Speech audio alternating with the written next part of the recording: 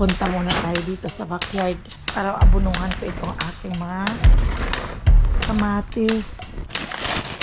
So, binuksan ko na. Outdoor plants is 1.5 tablespoon. Hindi maganda ang lupa namin dito. Ihalo ko dito sa at kalahati daw.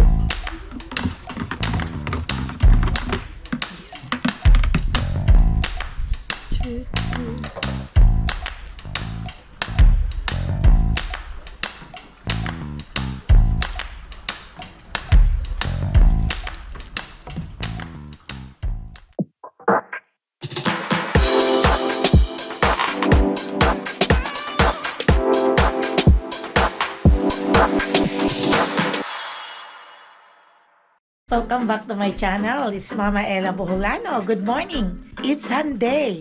Kaya late ang aming gising. Siyempre, relax naman pag Sunday. Saturday and Sunday is the rest day of Mama Ella. Kaya kahapon ay marami din akong ginawa dito sa aking sarili at nagluto ako kahapon ng ginataang bilo-bilo na with obe at tsaka nag-barbecue kami. Yun lang, pero ngayon marami pa kaming barbecue dahil gabi na namin natapos. Ang sarap ng ginataang obe ko, hindi ko na ipinakita sa inyo dahil yun lang parati ang pinapakita ko dati. Hindi parati ko, pinakita ko rin sa inyo dati na nagawa ako ng ginataang bilo-bilo. Ngayon ay ginawa kong mayroong hinaluan ko ng condensed milk. Kaya parang obe na siya. Kaya ngayon lang kami bumangon at ito katatapos lang naming magligpit ng aming kwarto at so far so good. Ang ganda ng panahon ngayon, my friends and friendship. Summer na. O ayan, summer na ang panahon ngayon. At sa labas mainit. Kaya kahapon, nagpunta ko doon kahapon sa Home Depot. Bumili ako ng pang-abono ng aking kamatis na yung dati kong kamatis na niluluto, hinihiwa ko, ang kanyang buto ay nilalagay ko lang sa mga paso at tumubo. Kaya malalaki yun, ang lalaki. Kaya nilipat ko na at tumubo na sila. Pero kukunti lang ang tumubo. May mga iba pang nagtutubo pero hindi pa masyadong malaki na hindi pa pwedeng ilipat. Kaya kumusta kayo dyan, my friends and friendship? How's your day? At kumusta ang night ninyo? Good morning, good evening, at good day. Sana ay magiging okay ang inyong mga pangangatawan at malayo sa sakit. Ito si Mama Ella, okay na siya, okay na ako. Sana ay hindi na akong magkakasakit. At summer na ngayon at mag-i-enjoy si Mama Ella. Tara, punta tayo sa kitchen. Magpe-prepare ng aming breakfast ni Papa Dudes. Good morning, ayan. Ang ganda ng weather namin. Look at ang si Zoe. It could be the 80? Yeah. Wow, it's hot, huh? Okay, so I'm gonna make abono. No. I'm gonna put some pataba to my kamatis, to my tomatoes. Be careful, there's bees there. Where? Yeah. O tingnan niyo, my friends and friendship. Dumadami na ang bunga na ang bulaklak ng aming rose. Tingnan niyo, andyan na. Kaya ayan, ang mag-ina, relax dito sa labas dahil maganda ang panahon. Maganda ang panahon. At ito ito ang happiness ko lang pag lumabas, pag umaga, lalabas ako dito at ako ay check ng aking mga beans. At ayan, tumutubo na naman sila. Ayan, may mga okra ko doon sa ilalim. Mamaya ko na yan didiligyan ng hapon. Okay, tara my friends and friendship, at ako ay magkakape na. Ito, my friends and friendship, ang ginataan kong bilo-bilo yesterday. At mamaya gagawa ko ng banana Q kasi Sunday naman today at rest day ng lahat. Kaya ang sarap naman kumain ng banana Q o ginataang bilo-bilo pag marami kayo sa bahay. O diba? Ililipat ko na ito dito sa container dahil ilalagay ko sa ref para tatagal at hindi masisira agad. Ayan. Masarap nito, my friends and friendship. Ayan. Ito sa mga anak ko, hindi nakapunta sila rito dahil malayo daw. Kaya sabi nila, tirahan ko daw sila. Sabi ko, madami ito, hindi naman namin mauubos. Ilagay ko doon sa ref para hindi masisira. Kasi may gata siya eh. Daming gata nito, my friends and friendship. At ito naman, ang ginawang barbecue ni Grimes at saka ni Chanel. Yung daddy ni Zoe at saka yung mommy. Ang sarap ng barbecue kaya hindi pa namin. Mamaya iulam namin to sa lunch. Masarap. Ahap ang lasa. My friends and friendship, almusal pa lang namin 11:30. Tingnan yung almusal namin dalawa, mga leftover yan kagabi sa barbecue. Mayroon ako ditong yung bagoong, yung nabibili sa bote. Nilagyan ko ng kamatis. Yung appetizer lang, pangpalagana, pangpalasa ng kapagkain. Ayan, meron kaming ginataang bilili. May sapsawan din kami. Ayan ang aming barbecue kagabi. At ito yung tira ni Zoe na itlog. Kaya si Papa Dods na lang ito ang kakain. Kaya ilalagay ko ito kay Papa Dods mamaya. Tara, kain na tayo. 12:00 na. Malapit na lang.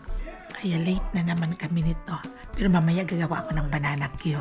Ayan, kakainin ko rin itong aming ginataang bilo-bilo. Malapit lang kayo, pagbibigyan ko kayo. Lunch time na. Sunod na rin mga oras sa Pilipinas eh. Ano breakfast? Nakain naman itong isang itlog. Diyan? Ano yun? Ito na gawin? Ha? Ano yan? Sabi ni Papa Dudes, huwag ko daw sundin ang oras. Kain lang pag nagugutom.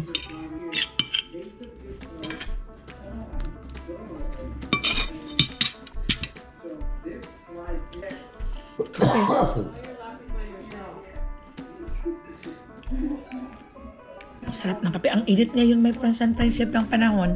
80 degrees kami rito. Pero ito ang hinahanap namin dahil parating lang kasing ulan ng ulan. Kaya ang sarap ng feeling pag ganito maaraw.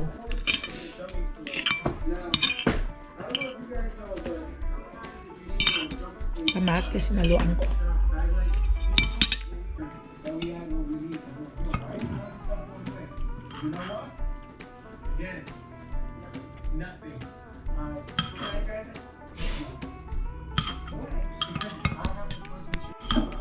Tapos na akong kumain. Ito nagkakape na lang ako. Sarap ng kain ko. Kaunti lang kinain kong kanin pero kumain ako ng ginataang bilo-bilo. At ayan, naubos. Oh. Ayan. Ubos na ubos. Marami pa ako doon. Hi pa, good morning. Morning. Tingnan niyo ang panahon, my friends and friendship. Maaraw. Hindi lang maaraw, kundi mainit. Ayan, nakasombrero na ako. Nag-pops! Anak po po, imaw? Nag-popo? Hi, Mon! Pinalabas kay JR. Si Mon yung aso ni Mikel. Wala kasi. Hi, come here. Come on. You want to take a walk? Come on.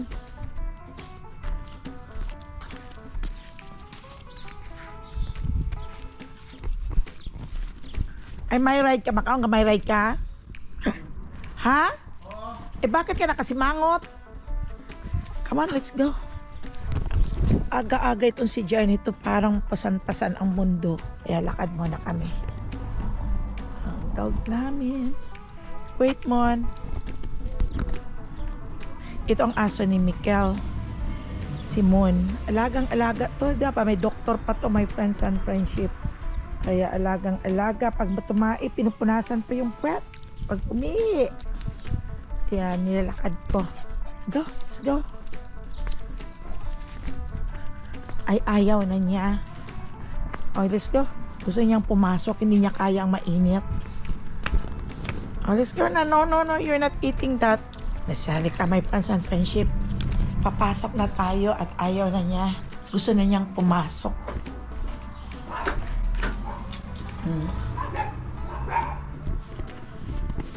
Punta muna tayo dito sa backyard.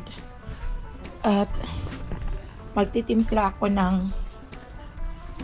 para abunuhan ko itong aking mga kamatis. Ayan o. Abunuhan ko sila. Kaya ito yung nabili kong abono kahapon. Yung yung plant food rose beaker all purpose. Ititimpla ko yan. Maglalagay lang ako ng tubig.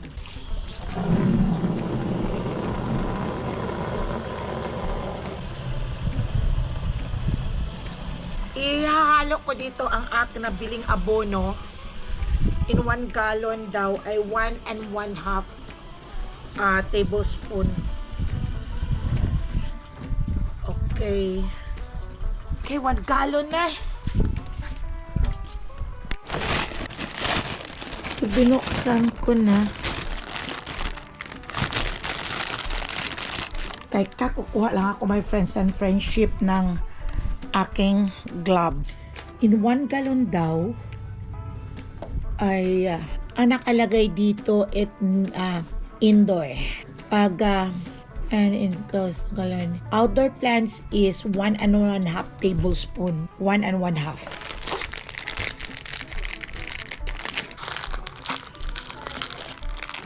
Nasa pasok kasi ang tanim ko, my friends and friendship. Kasi hindi siya maganda pag itatanim sa lupa. Hindi maganda ang lupa namin dito. Hindi katulad dati sa dati kong naming bahay noon, na ang backyard namin, talagang maganda talaga ang mga tanim ko. Lalo na ang mga kamatis, ang dami-dami pag mamunga. Eh dito, hindi maganda.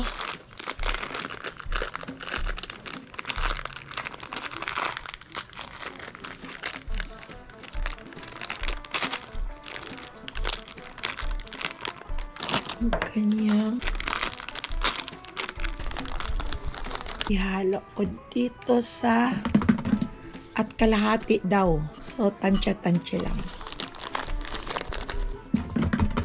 Ayan. Ilang beses ba dito? Sandali, titingnan ko.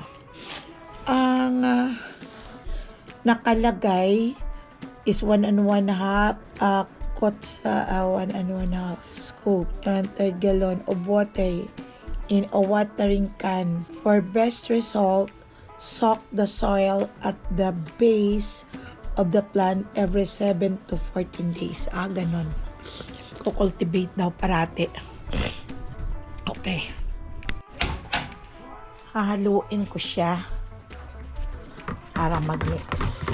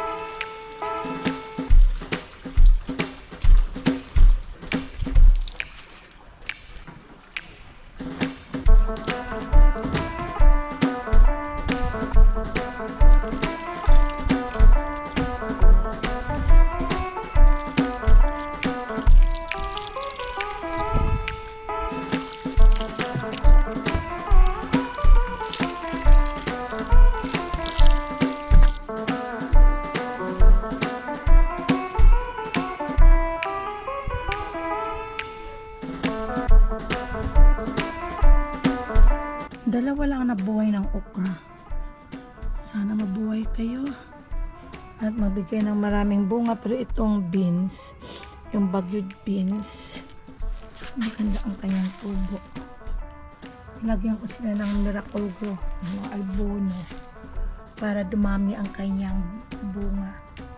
Balak ko magtanim ng cucumber. Sakit ang balakang ko. Matanda na nga. Maraming masakit. Si Zoe, Dad. So, tagal kong umupo doon sa likod.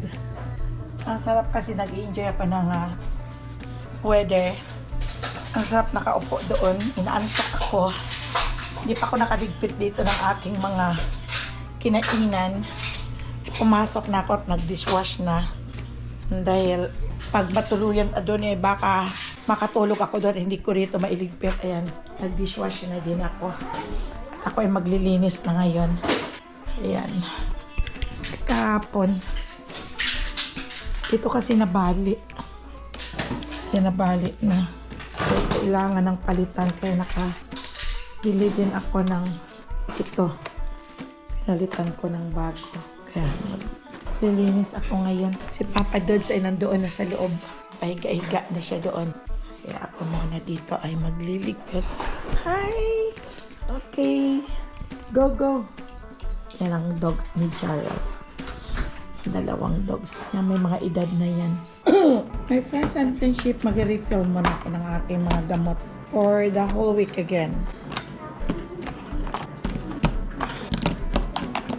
Ito yung vitamin C ko na hindi nawawala dati sa akin. Monday. Ito Monday siya. Ito ay Tuesday.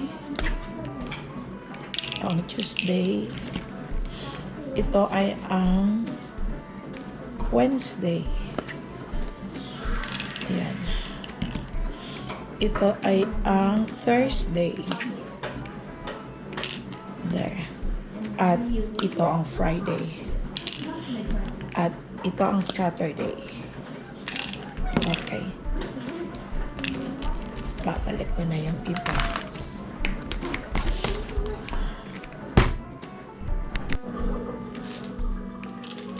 Ito namang piniprepare ko ay para sa morning lahat. Yung metformin, yung aspirin, at saka yung losartan. Morning ito. Morning na gamot na vitamins at saka gamot.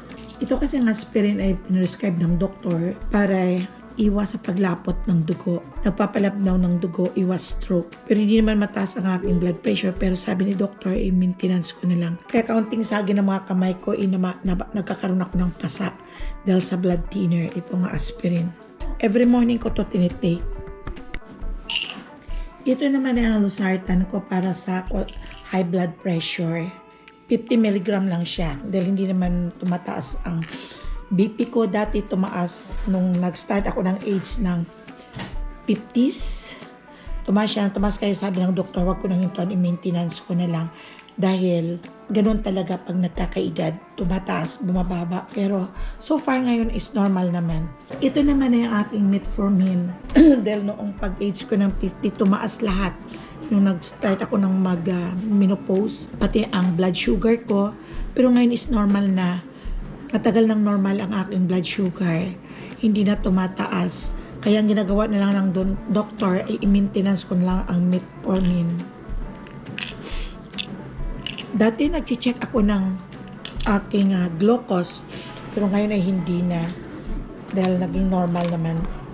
Umiiwas na ako sa marami. Sa hindi ako kumakain ng too much carbs like rice. Talagang iniingatan ko talaga ang pagkain ng mga cause ng pagtaas ng blood sugar at blood pressure. Mayroon naman akong oyster calcium. Ang oyster calcium, may matagal na ako nag-take nito pag-up ako ng age na 50. Dahil chinek para iwas sa mga scoliosis, yung nagbabaluktot ka pag tumatanda, at sa bone din ito. Yung 500 milligram na vitamin D, oyster calcium. Ito naman ay amlodipine, sa tanghali ko iniinom. Partner ito ng losartan, amlodipine at saka simvastatin. Iniinom ko to sa tanghali. Pag nami-miss up ko sa tanghali, ang aking pag-inom ng gamot ay hindi na ako umiinom. Ang kinaumagahan ako inom, ang sinusundan ko na ang susunod sa gabi. At ito naman ay ang simvastatin. Yan ang kapartner ng amlodipine at losartan. Sila yan ang nagwo-work para hindi tumaas ang BP, ang cholesterol. At mayroon din akong Montelukast. Itong Montelukast, my friends and friendship, ito ay sa allergy ko. Sa gabi ko iniinom ito together with the oyster calcium. Yun lang ang mga gamot ko at ito ang mga lalagyan ko. Ina-arrange ko yan dyan. At hindi ko kinakalimutan. At ito naman ay Centrum, yung vitamins for women plus 50 plus. Iniinom ko to bago ngayong tanghali. Yan. Yun lang naman ang mga gamot ko. Wala nang iba. Nandito ako sa labas. Ang sarap dito magpahinga. Nakaka-relax.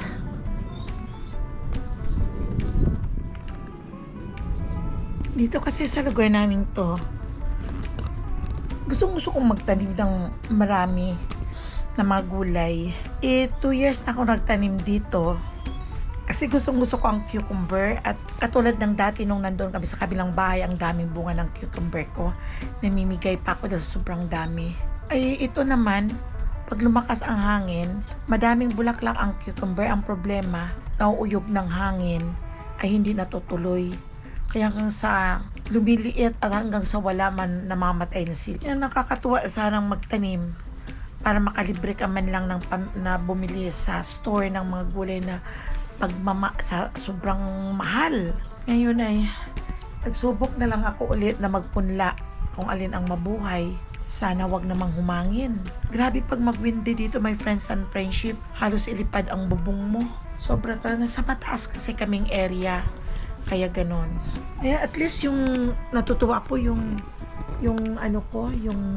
lemongrass. Ayun, lumaki na siya, nag-ano na siya, nagtatalbos na.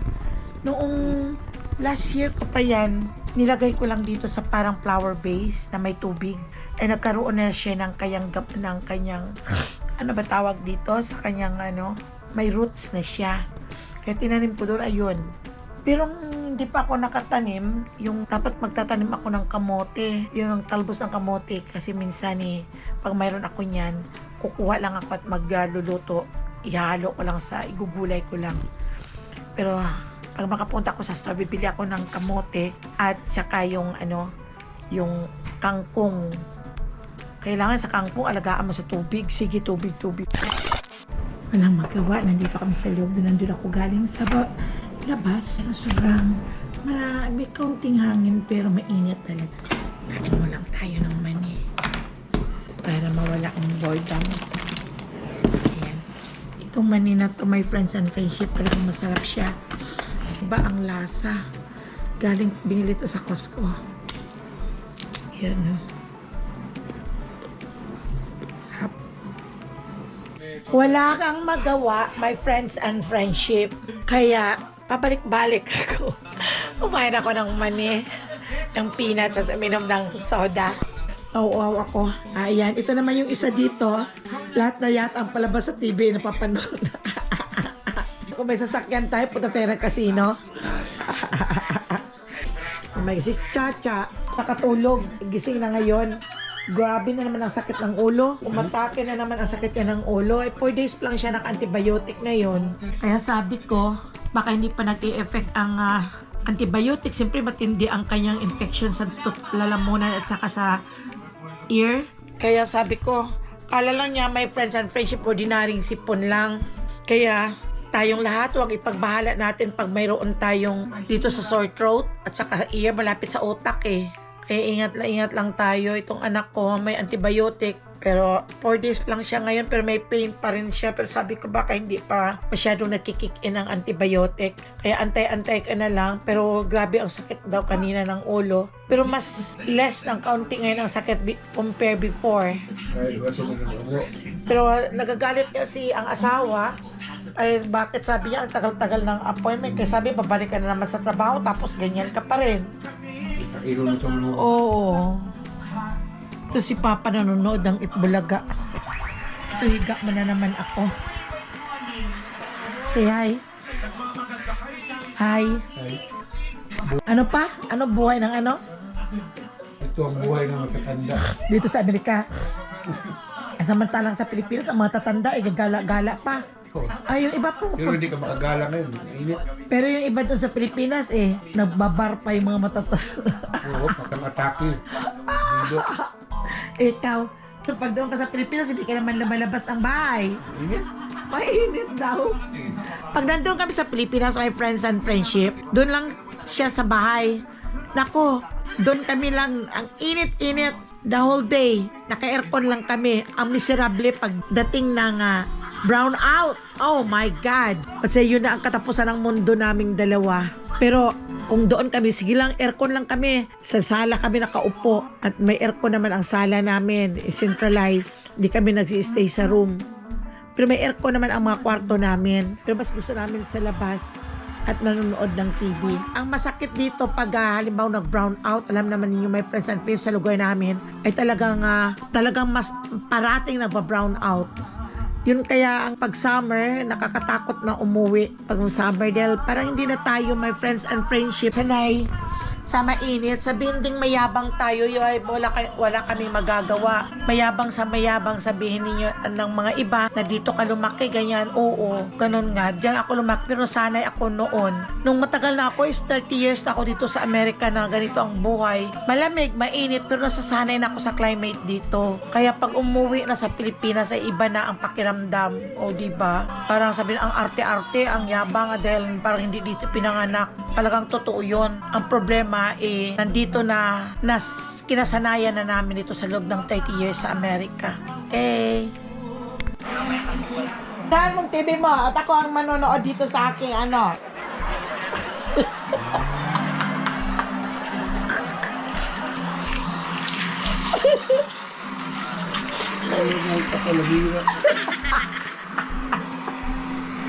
Sabi ko nanonood ako ng aking sa cellphone. Kailangan patayin mo dyan at dito ka makinig sa akin. Sabi niya, pinagkikilaman mo ako. Pinagkikilaman mo ako.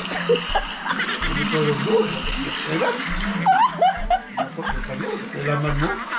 Sabi ko, mamaya sipahin kita. Pati, sabi niya, saan ka nakakita nanonood na yung tao? Sisipahin mo.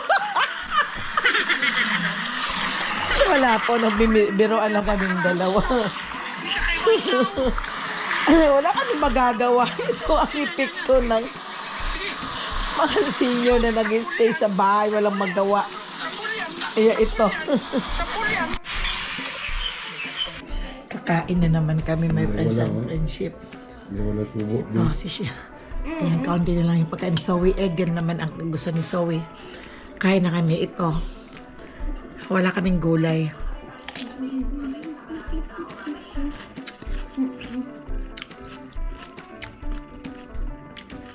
Cucumber lang ang available. Wala kaming sasakyan dito. Hindi kami makaalis. Kaya ito na kakainin namin yung leftover na barbecue. At saka ginataan yun ng dessert namin. There's a lot of traffic in Los Angeles. There's a lot of traffic in Los Angeles. That's always. Yeah, Okay. there's traffic. Go bridge. It's time to bye-bye for a while. And Bye-bye. yeah. That. Okay, and na the vlog. Don't forget to like, subscribe, comment down below the box, and hit that notification bell. Bye. Okay. Bye. Bye. Kalibo Bye. Airport. Take care, everyone. Bye-bye.